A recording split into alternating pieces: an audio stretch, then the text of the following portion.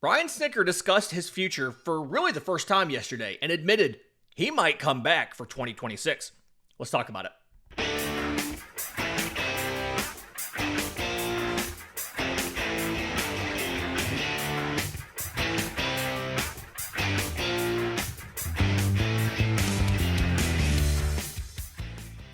Yes, welcome on in to Braves Today for Thursday, September 11th, your source of news, notes, and updates on your Atlanta Braves. I'm your host, Lindsay Crosby.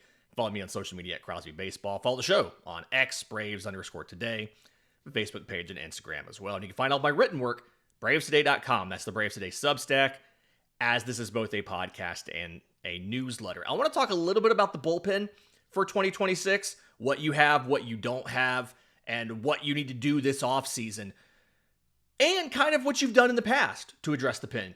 But before we do that, I want to talk about Brian Snitker, because his contract is up after this season, and it's been somewhere between an open secret and just an assumption, or matter of fact, that he's going to retire at the end of the year. And I've always said, they'll give him a role in the organization, a job, for year 50. This is his 49th year in the organization. They'll give him a job for year 50 so that he can hit 50 years, special assistant to the GM or something like that. But after Alex Anthopoulos addressed Snit's future the other day, Snit himself discussed it prior to Wednesday's game. And it sure sounds like he has not yet decided what he wants to do, and he's a lot more open to returning than maybe we all expected. I'm going to play you a quick clip. This comes from Connor Hines of Atlanta News First, and it's some of the comments that Brian Snitker made in the interview room yesterday about the idea of returning for 2026. Honestly, I'll probably, when the season's over, I got in the back of my head things that I'm toying with and all, and there's still fire there. There's still a fact that I look at what, kind of like the same thing I said last year. I can't wait to get spring training with a healthy team. I'm kind of, it's juggling a lot of things. I had a lot of thinking about a lot of different things and not really. I honestly don't know where I'm going to end up and what decision I'm going to make, because I still kind of feel like there's some unfinished business there. I've been doing a lot of thinking about it, and so I'm honestly, I'm not 100% sure which direction I want to go yet. I don't want to look back in a year and regret things, but I think I want to make sure I know where I'm going. As somebody who has sat in the interview room and has asked Brian Snitker questions before, or has sat in the dugout and asked Brian Snitker questions before, if he doesn't want to talk about something, he will make it clear. Like, it will be very short, very brief answers, really dismissive. The fact that he went at length about this tells me that he wanted to talk about it, and tells me that the way that and also, when he has his mind made up on something, it's a very short answer, right? So this tells me that, no, he legitimately does not know. And you kind of heard what he said in there. Like, I still feel like there's some unfinished business here. I think if Atlanta's season had gone anything like normal, right? Like we expected it to go, contending for the division, getting into the playoffs, no matter really what they did in the postseason, he probably would have been done. The contract is up. He probably would have said, yeah, I'm good. But yesterday was Atlanta's 81st loss of the year. If they lose one more game, which is likely, right, they will have a losing season. And it will be the second time that Snitker has had a losing season in his entire managerial tenure, with the first one being 2016. He took over pretty early, and I think it was after game 40, and the team went 59-65 in his 124 games. That math is wrong, obviously. 38 games is after game 38. And, kind of not counting that, 2017, his first full season, they were 72-90. Finished in third place. After that, it was a winning season every single year. He went from 72-90 in 2017 to 90-72 to 97-65. 2020 year, winning 35-25. 2021, they were 88-73, won the World Series. I believe he was coach of the year that year, maybe. And then 101 wins, 104 wins, and even last year, 89 wins. Before this year, right now, they're 65-81. It's a career .547 winning percentage. I'm sorry, he was manager of the year in 2018 because they went, again, from 72-90 to 90-72. That's right. And he said that his mind keeps changing, right? Quote, it changes, honestly. And again, this is the first time I've ever been through this thinking these thoughts. But the note there is he also said, I don't want to look back in a year and regret things. Again, I think that if this is a normal season, right? If Atlanta goes 89-73 or 90-72 or 97-65 or whatever, and gets into the postseason, no matter what happens in the postseason, Snit's back. Snit's done. Whether they win it, whether they don't, eliminated in the first round, make the World Series, whatever, he's probably finished because it's another year like what he's had. But to his point, this has been a really weird year. And I'm honestly torn on the concept of bringing Brian Snitker back. And there's pros and cons here, like being completely honest. And we'll get to those in a minute. I just kind of want to cover what he's been talking, like what he said first. Because he was asked, I don't think it was in the clip, he was asked about the grind of this season specifically. And if he wants to go out having lived through this season as his final season, if that played into his thinking. Quote, yeah, a little bit.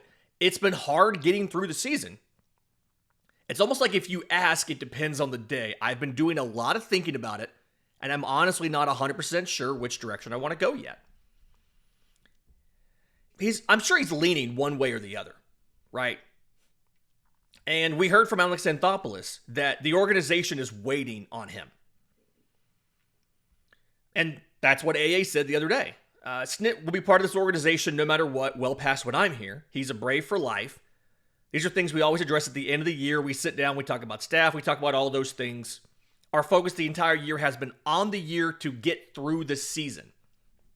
And Snit did say he appreciated AA for that perspective. Quote, he's always been straight up with me and he gets it. I appreciate that a lot. You kind of have two competing sides of this, right? The first is he's talked to people, and I believe it was either Mark Bowman or David O'Brien. So either Mark Bowman of MLB.com or David O'Brien of The Athletic discussed this in an article. He's been talking to friends during the season across baseball about how much he's excited to travel with his wife, spend more time with his grandchildren, and things like that. But also, he's incredibly competitive. Atlanta won the 2021 World Series. That's the last time they won a playoff series. And they had two 100-plus win seasons that immediately ended in first playoff series exits. And something that was interesting that I noticed too was he referenced Bobby Cox.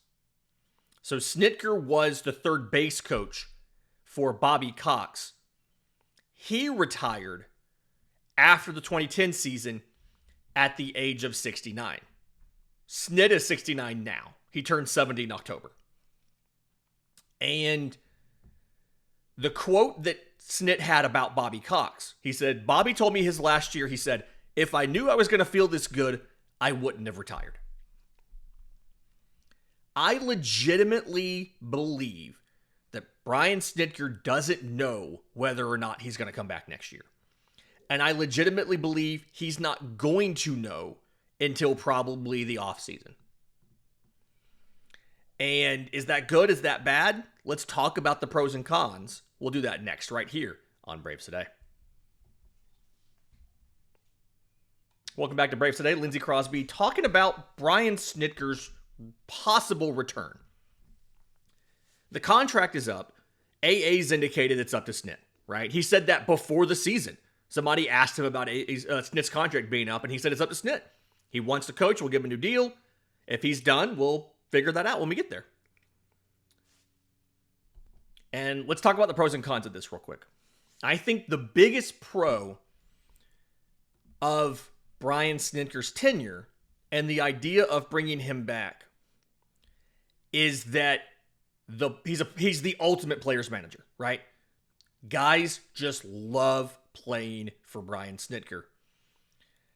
And like they talked to a couple players yesterday. This is David O'Brien of The Athletic had some quotes from Chris Sale about playing for Brian Snitker.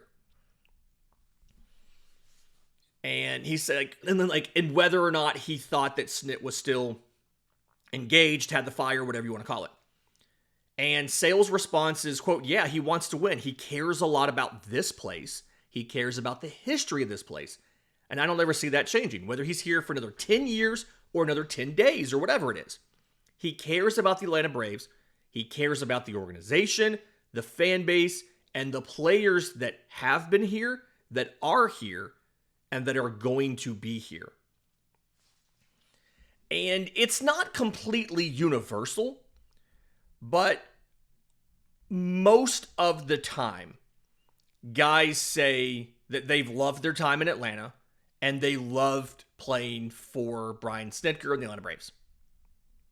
And when you see all of these surveys, the player surveys The Athletic does and things like that, they talk about places you most want to play.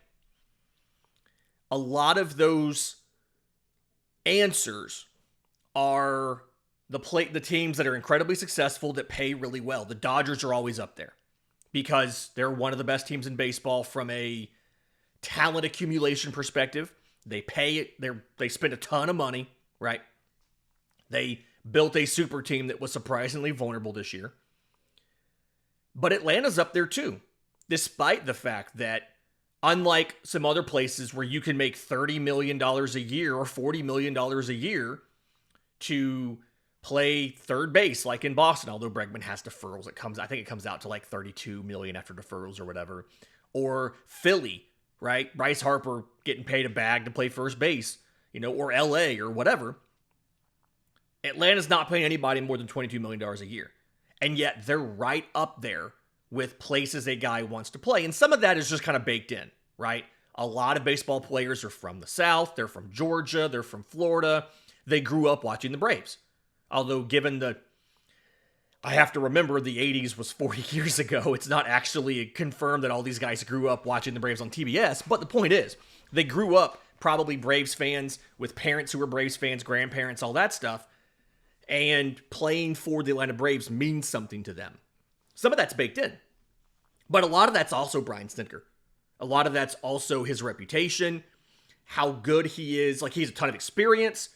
He's a big reason that the Braves are considered a clubhouse that you want to get into and you want to stay there.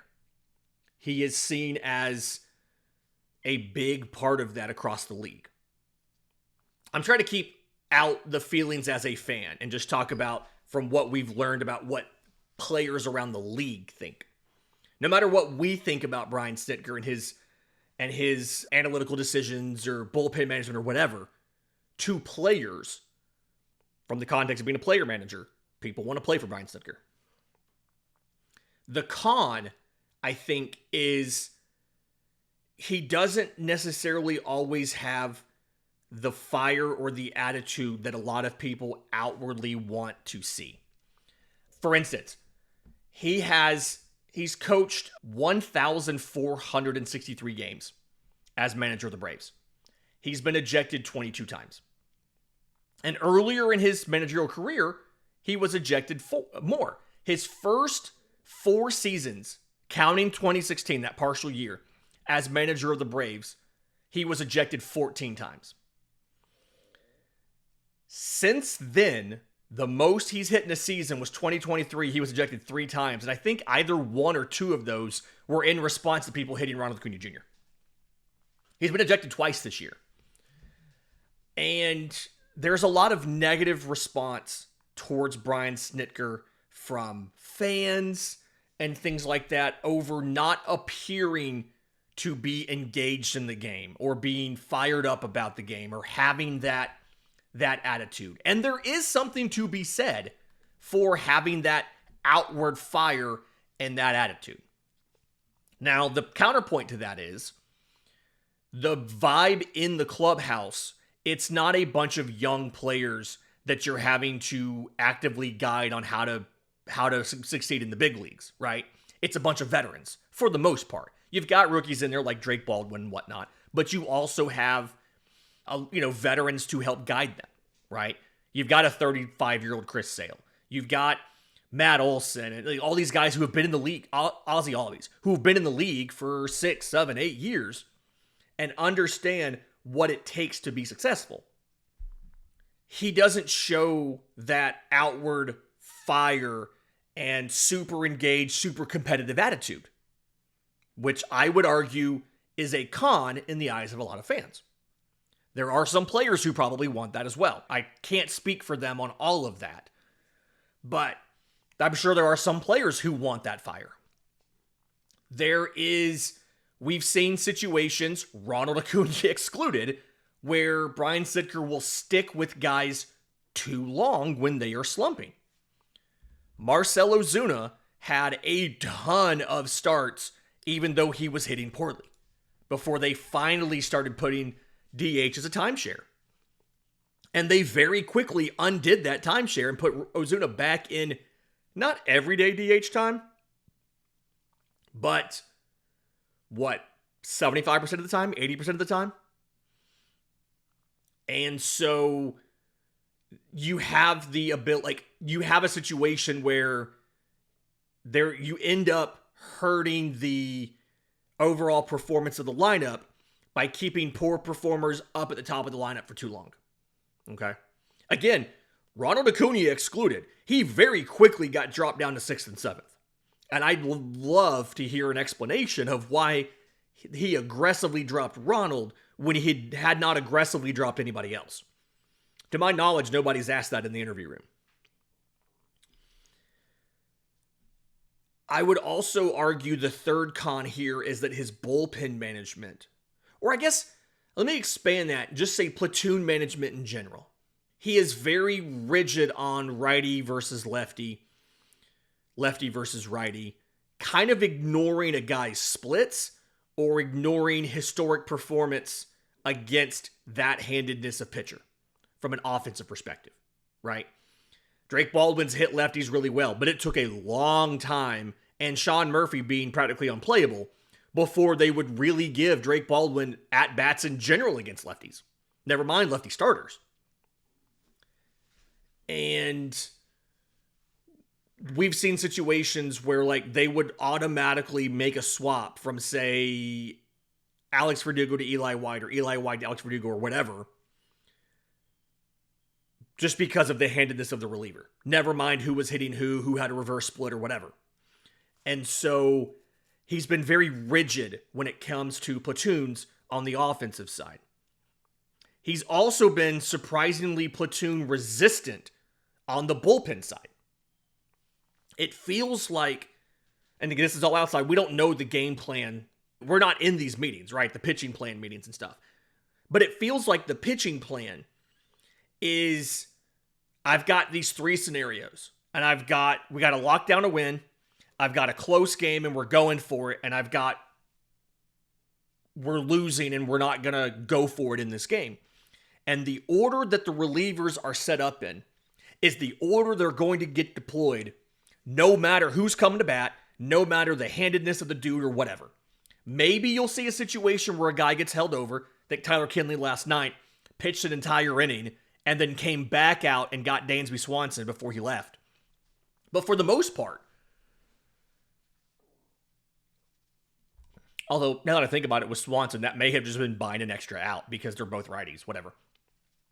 But for the most part, it's been, we're going to throw this guy in this inning, followed by this guy, followed by that guy. It doesn't matter if we have a lefty coming up and they've got 3 righties in their order. We're going to Dylan Lee at this spot. So surprisingly rigid on the offensive side, surprisingly unflexible, not flexible, whatever you want to say, on the pitching side. And that's frustrating. I think at the end of the day,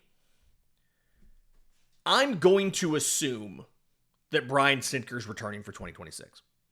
And I know a lot of us are not going to like that, right? That's concept of that people are going to be mad about. I do think at the end of the day, while that will have an impact on wins and losses, and hopefully it's a good one, right? It's still a minuscule percentage as compared to the lineup hitting like they're able to, as compared to the defense being sound.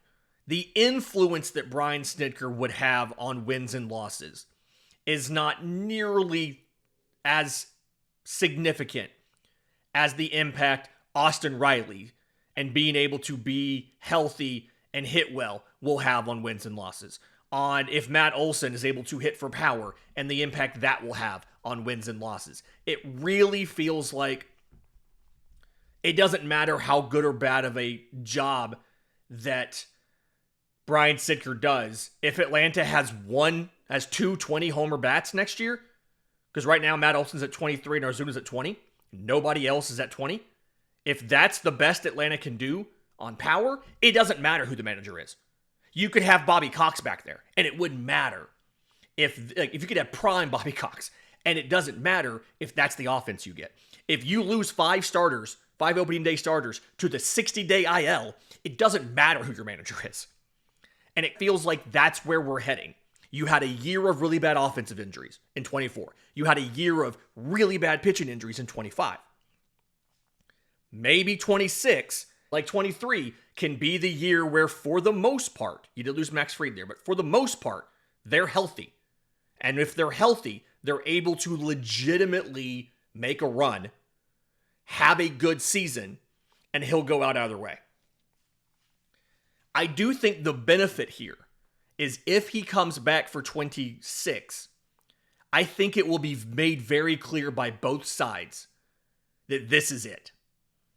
And there is something to the concept of teams rallying in a season like that. When it's a dude's last hurrah, it's a guy's final season.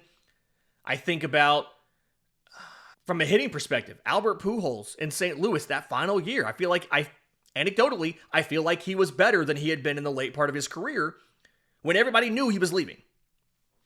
I feel like there will be a little bit of benefit there. And I'm hopeful that there's some sort of front office conversation about, hey, here are the things we need to get better at. Or you need to get better at in 2026. Bullpen management or the lineup or whatever. But I'm beginning to feel like he's not going to want to go out like this. And that Brian Snitker will be back in 2026. We mentioned I mentioned needing the bullpen management to be better. Who is he going to have?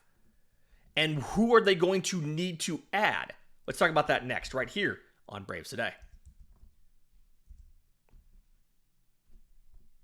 Final segment of Braves Today, Lindsay Crosby. Let's talk about the bullpen real quick, because I think last night's game was kind of a microcosm of the good and the bad with this bullpen this year, right? You saw what Atlanta wanted to do in the back end, right? Chris Sale goes 5 innings, struck out 9, walked just 1.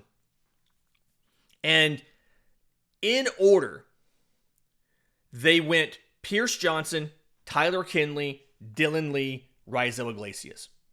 It is unimpeachable right now. That is your top 4 for relievers. Those are the guys that they trust. And when those guys are on, that's a quartet that can completely just lock down a game, give you 4 clean innings, and get you out with a win. But there's 2 issues with that. One is none of them were on last night. Each reliever allowed at least 1 base runner. There was 4 hits and 2 walks among those guys. Now, no runs scored, but they were all working out of trouble.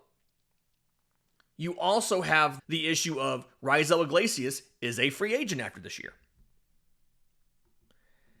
I'm beginning to get to the point where I'm thinking that they bring Raisel Iglesias back. And I know a lot of people don't want to hear that because of how bad he was early in the year. And to contextualize that, his ERA in March and April was 5.73. His ERA in May was 6.10. Since then, June and July, he had a 3.86 in June, a 3.46 in July. In the month of August, in 13 games, he picked up 10 saves, 8 hits, 1 total run, a 0.69 ERA. 8 hits, no walks, 13 strikeouts. He's been practically untouchable in the month of August and September. He's pitched 4 innings in the month of September, 2 saves, 3 walks, 3 strikeouts, 2 hits in those 4 innings. And so it feels like you're going to need to probably, I'm guessing they bring him back on a discounted deal. He's not going to make $16 million again, but I'm guessing they bring him back on a discounted deal. And I'm starting to wonder, do you sign another guy to go along with Raisel Iglesias? Because you have a lot of options for 2026, right? Maybe it's Dylan Dodd. Maybe it's Deisabel Hernandez. They've both shown some good and some bad and all of that. But maybe it's one of those guys. But if your top 4 are Pierce Johnson, Dylan Lee, Tyler Kinley, Raisel Iglesias, you get Joe Jimenez back. That's a pretty good 1 through 5. Ultimately, because of the need for the rotation and because of AA's stated discussion about we're going to focus on the rotation. We talked about that in yesterday's show. I think it was the 3rd segment, maybe. I don't know if you get multiple arms for your pen, especially when you consider that swingman role. You have Dane Dunning. You have Joey Wentz. You could have Grant Holmes, right? Grant Holmes, when I talked about the rehab, in the conversation, in the quotes in there, in that story that I referenced from The Athletic, he said he wonders if moving to the rotation is part of the reason he got injured. Maybe they say, we're going to put you back in that 2024 role you had, where you can come out of the pen, you can pitch an inning, you can be an emergency starter, a spot starter, you can give us 60 pitches on half an hour's notice, like happened that final day of the season with that doubleheader against the Mets. So it's possible. If you re-sign Raisel Iglesias, you get Joe Jimenez back. If Grant Holmes is healthy, Atlanta may not make any additions to the pen at all, and they may just focus on starters.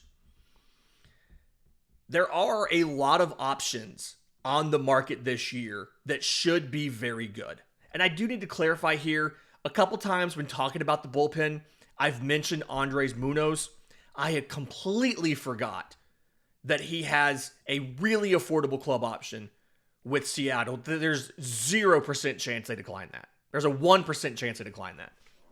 So he's not really an option. Robert Suarez is expected to opt out. Edwin Diaz may or may not opt out. We'll see what happens. And so, assuming Suarez does and maybe Diaz doesn't, Munoz is getting picked up on a club option. Your best closers on the market, really, now that Aroldis Chapman's re-signed on an extension.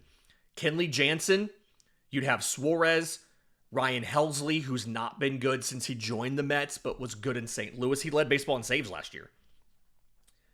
Jose Alvarado has a club option for $9 million. I don't know if Philly picks that up or not. Emilio Pagan with Cincinnati, not really a closer. The point I'm trying to make here is it feels like the closing market is maybe not as good as we expected, right? Devin Williams has struggled this year. I've seen a lot of places that predict him to not get a massive deal in free agency like we were all expecting.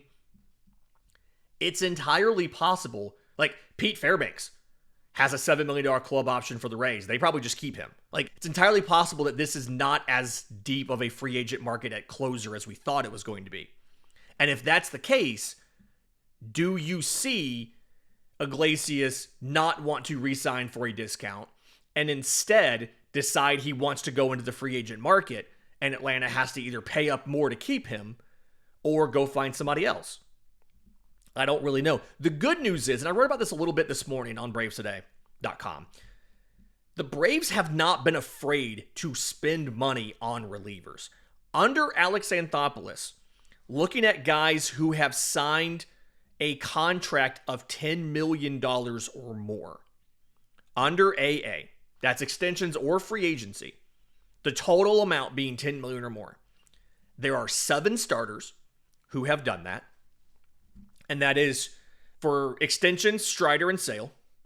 For free agency, Ronaldo Lopez, Charlie Morton, Cole Hamels, Dallas Keuchel, and Drew Smyly, all signed for $10 million or more. A lot of those were one-year deals. I think Morton's first one was a 1-year deal, $15 million. He re-upped on some extensions.